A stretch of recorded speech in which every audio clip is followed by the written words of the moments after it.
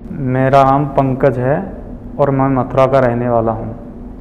मैं डिफेंस की अपनी तैयारी करता था, तो मुझे रनिंग करने में थोड़ी बहुत दिक्कत होती थी, तो मैंने इसे इग्नोर करता रहा। जब मेरा सडनली से फिजिकल आया तो उसमें मुझे 5 किलोमीटर की रनिंग करनी थी, तो उसमें 12 राउंड थे। 12 राउंड में मैंने 8 राउंड लगा लिए, 9वें राउंड पे मैं गिर गया था। तो वहाँ जब मेरा चेकअप हुआ तो चेकअप में डॉक्टर ने बताया कि आपके हार्ट में प्रॉब्लम है। फिर मैंने नज़दीकी अस्पताल, प्राइवेट, हर तरह के डॉक्टरों को दिखाना शुरू किया।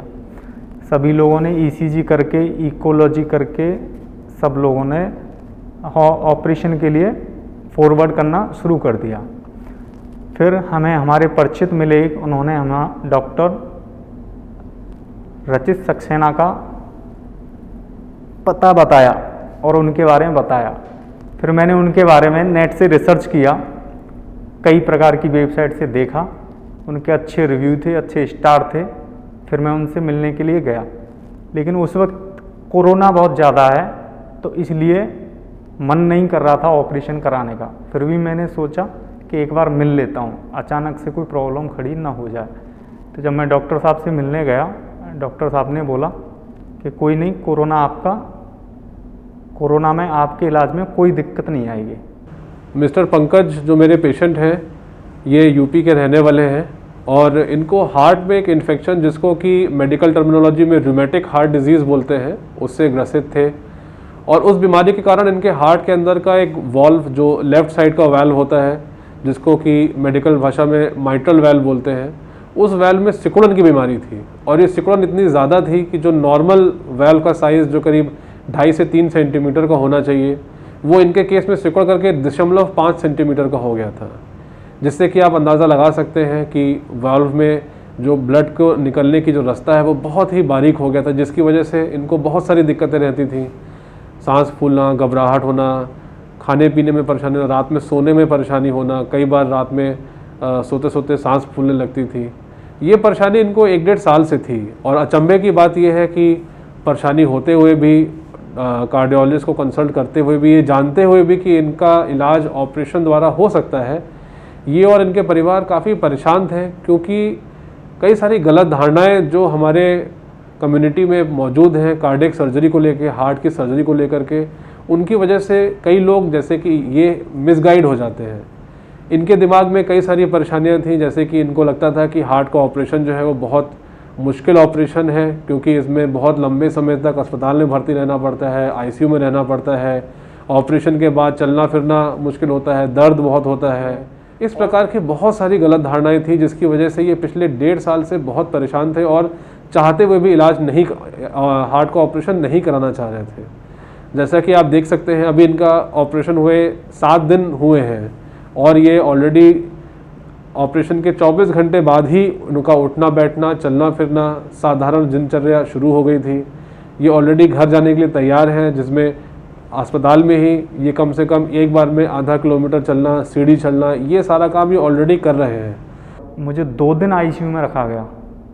आईसीयू में रखने के बाद तीसरे दिन मुझे बहुत ज़्यादा रिलैक्स फील हुआ, मतलब बिल्कुल महसूस नहीं हुआ कि मेरा कोई ऑपरेशन हुआ है।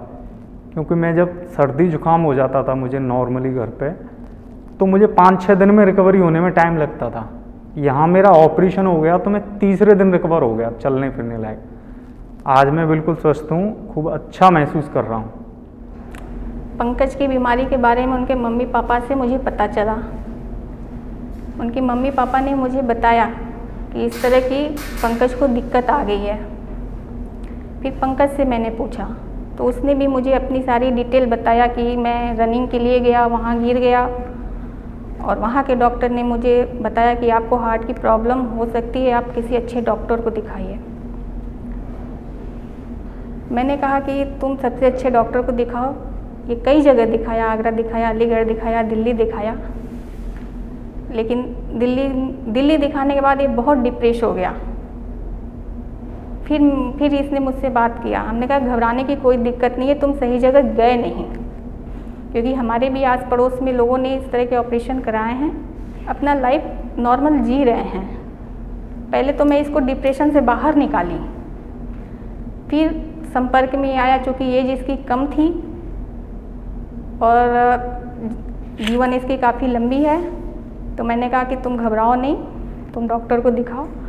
तब एक परिचित के डॉक्टर ने बताया, हम लोग के बहुत परिचित डॉक्टर हैं, उन्होंने बताया कि आप नारायणा में जाइए, ऑपरेशन कराइए, नारायणा में डॉक्टर रचित से मिलिए।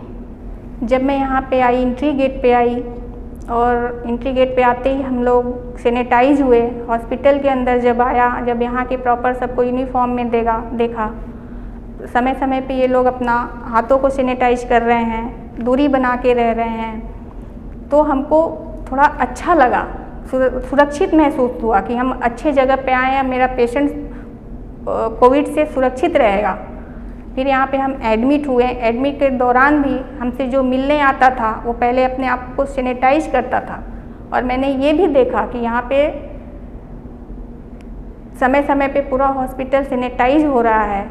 सिस्टर लोग पूरी सुरक्षा का ख्याल रख रही हैं मरीजों के साथ। जब मैं डॉक्टर रचित से मिली और ऑपरेशन के बारे में पूछा तो उन्होंने बहुत अच्छे से हमें समझाया कि डरने की इसमें कोई बात नहीं।